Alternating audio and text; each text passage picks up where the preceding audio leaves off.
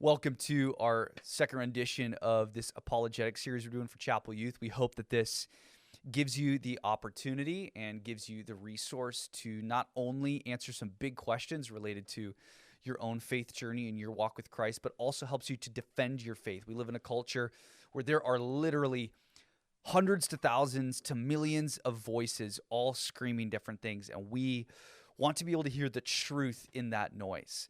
Truth is not relative, it's absolute, and it's rooted in the scriptures, and so we want to tackle some of these big issues. We're going to talk about the issue of suffering in a very short segment right now.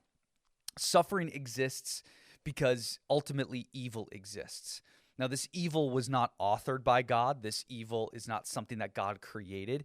It is the product of God actually being a good God and creating beings that have agency, meaning beings that have the freedom to choose. The reality is, before the creation of human beings, Satan, formerly known as Lucifer, had the choice as well to follow God or to rebel against God, and like lightning fell from heaven. After the creation account, human beings also in the Garden of Eden chose against God's will, ate the forbidden fruit from the tree of the knowledge of good and evil, and thus evil entered the world. This is a result of sin and ultimately pride, thinking that we can usurp God and be better than God. Out of this idolatry of ourselves, out of this pride, out of this evil intent, we ended up creating a world that is full of suffering. All types of suffering, whether they are natural disasters, disease, sickness, hatred, anger, war, famine, they're all the product of sin in our world. And that sin is the product that every single human being has made a decision towards.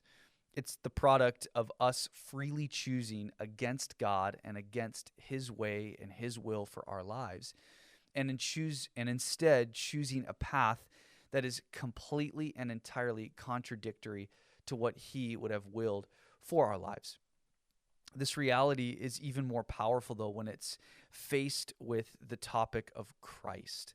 Obviously, Jesus Christ is the Son of the living God. It was God in the form of a human being, God in the flesh, who came and lived in our experience. And in this, we see, although God does permit suffering, He permits evil, really as part of His plan to rescue His creation from their own destructive mistakes. He's also entered into that suffering. And that's where we as Christians can actually point toward a symbol, and more than that, a person, the God who was Jesus in the form of this flesh, to bear our suffering specifically for the sin that we've committed.